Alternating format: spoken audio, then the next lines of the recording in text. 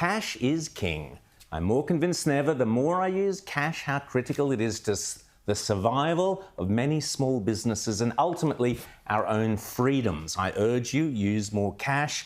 And what a joke. A fan of the show sent me this picture this week of their local Woolies completely stuffed because the internet had gone down and nobody could buy anything. The same thing happened the week before in my local general store. Insist on using cash and insist on being served by a checkout person, not a machine. Oh, and one other tip, I am told, and I don't know if this is always the case, but I am told that if you must use a card, don't tap it, insert it. Apparently, in certain places, if you tap your card, the bank hits you with an extra cost, but if you insert your card, they do not. Secondly, how honest and impartial is the Australian Electoral Commission in this forthcoming Voice referendum? Not very, by the looks of it. All Australian Electoral Commission officers who will be manning the booths and counting your votes in a fortnight's time have to sign impartiality agreements with the AEC. But in certain rural and remote electorates, the AEC is insisting that their staff, all their employees, complete a 3-hour online training requirement on Indigenous cultural awareness, followed by a further cultural awareness course. Here it is on your screen, sent to me by an Outsiders fan up in rural and remote Australia. Quote from it: Indigenous cultural learning. The following staff must complete this course. Staff in a remote, mobile polling position, in pre-poll or mobile polling positions within the divisions of Lingiari, Solomon, Leichhardt, Kennedy, Grey or Durack. The Indigenous Cultural Learning training is made up of 2 parts.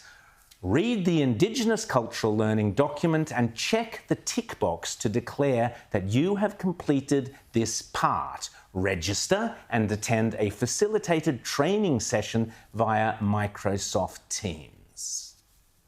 This is an absolute disgrace, and it is clearly designed, in my opinion, to influence the outcome of the vote by pushing those supervising your vote in a certain political direction.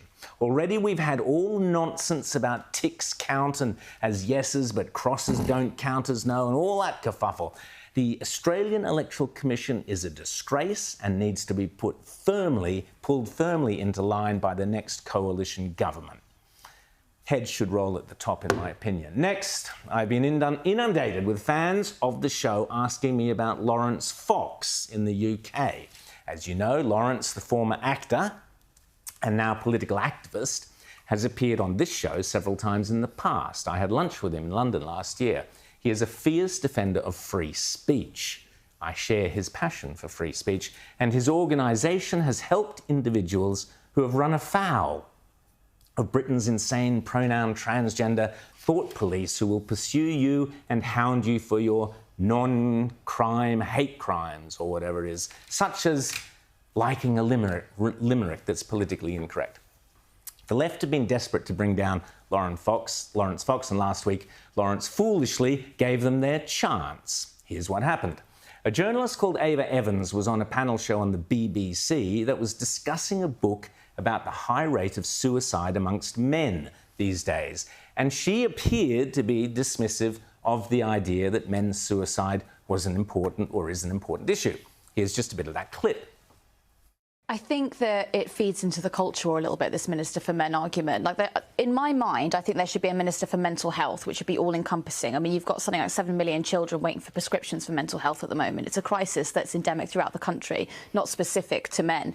And I think, a lot of ministers kind of bandy this about to sort of, I'm sorry, but make an enemy out of women. OK, enemy out of women. Now, as a believer in free speech, I disagree with some of Ava's views or points of view, but I support her right to say them. A couple of days later, that segment was then discussed on GB News by Dan Wootton and Laurence Fox. I won't play it all, but enough just to give you a gist of the way it went. who wasn't a cucked little incel. That little woman has been fed, spoon-fed oppression day after day after day after day, starting with the lie of the gender wage gap. And she sat there, and I'm going like, if I met you in a bar and that was like sentence 3, chances of me just walking away are just huge. We need powerful, strong, amazing women who make great points for themselves. We don't need these sort of feminist 4.0. They're pathetic and embarrassing. Well, all hell broke loose. Lawrence went on to use a few more graphic terms to describe his reaction to Ava. Personally, I think Lawrence's comments were offensive, silly, and more importantly, I think they completely missed the point of the argument. Ava initially responded by correctly saying that she thought Lawrence's comments were crass and inappropriate. But she has subsequently claimed to have received death threats because of them. I'm actually a journalist rather than a commentator, and I'd much rather be judged or asked about my work than have people talking about my body. In the meantime, both Lawrence and Dan Wootton have both been suspended from GB News, despite Lawrence issuing a lengthy apology. Here's a bit of that. If I was going to be sensible and I could replay it, I would say any self-respecting man in 2023 would probably be well advised to avoid a woman who possessed that worldview, because she would probably cause him nothing but harm. It's demeaning to her, to Ava, so I'm sorry for demeaning you in that way, however angry I am with you still for doing that, and it demeans me. So the real offence was basically Lawrence suggested that he would not sleep with a woman like Ava, something like that, using various descriptive terms. Now, at this point, my opinion is that that really kind of should have been the end of it. But of course, these days it never is. And here's where things, in my view, start to get sinister. Immediately, one of the BBC's main TV anchors began calling for GB News, the station itself, to be shut down. I have to say, I think the complaints have piled up against GB News. I think there is a delicate and important broadcast ecology in this country. I think, you know, GB News is trying to bust that ecology, and frankly, what Ofcom should do is shut it down, like it shut down RT. Ofcom is the government regulator. Now, note that Orwellian-sounding phrase, the delicately balanced broadcast ecology. What on earth does that mean? I'll tell you what it means. It means, as far as the BBC is concerned, we only want left-leaning broadcasters in Britain all speaking with one government-approved woke voice. That's what it means. Worse, though, is the BBC equating GB News to the Russian propaganda broadcaster RT, Russia Today. Well, that's outrageous. RT was banned because of Russia's invasion of Ukraine.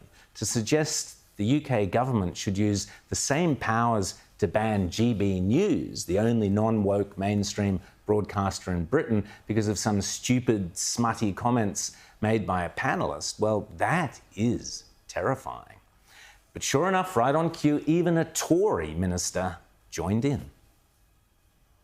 I think it should be taken off air. It was entirely predictable that Lawrence Fox was going to come out with a statement that was that offensive. Ofcom deserves a bit of time and space to do its job, and if we as Parliament aren't happy with the regulations that are set, then maybe we should be tightening them up.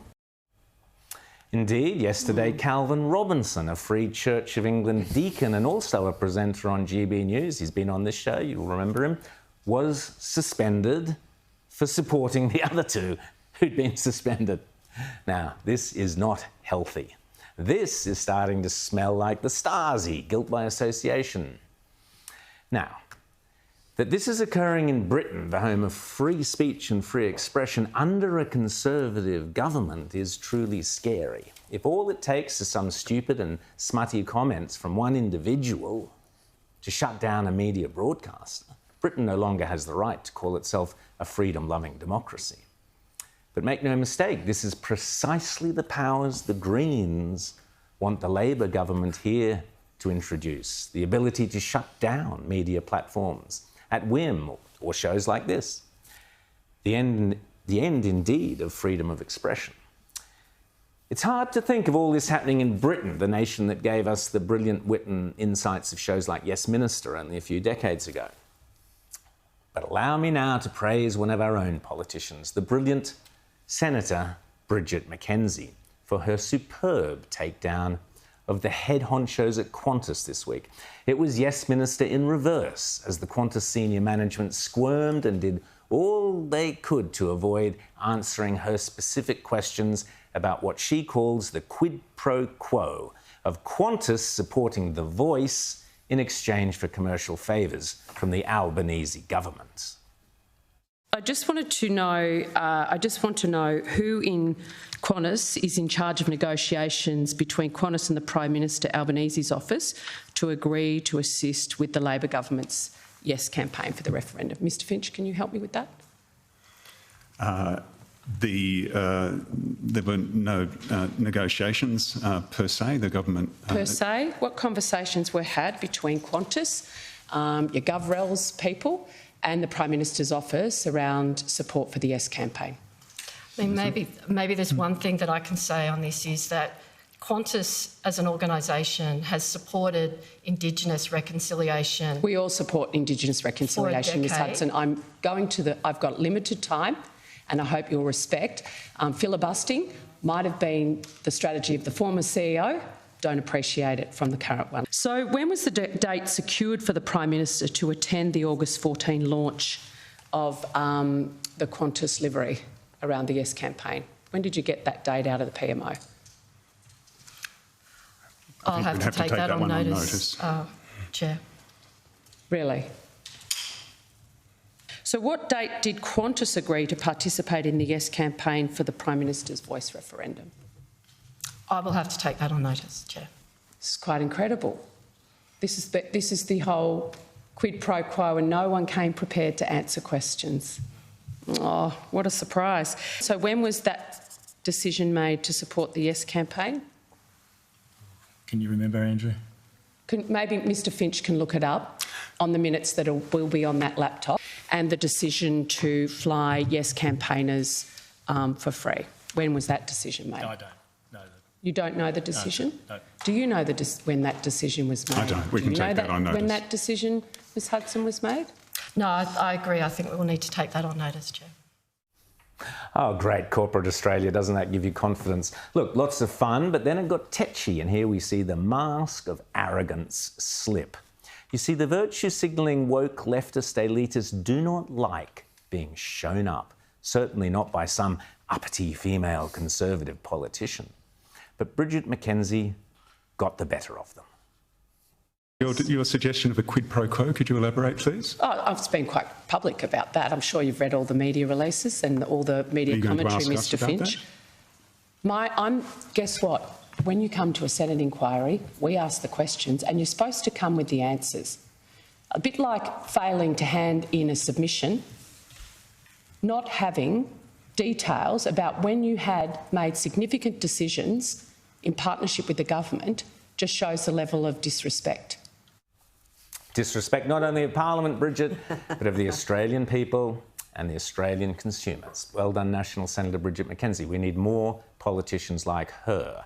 And finally, I have had several people contacting me to say that the No campaign, as I just said to Matt Canavan, desperately needs volunteers to man the booths for the referendum. Here in New South Wales, please contact newsouthwales@fairaustralia.com.au. That's NSW@fairaustralia.com.au, because they urgently need your help manning the booths.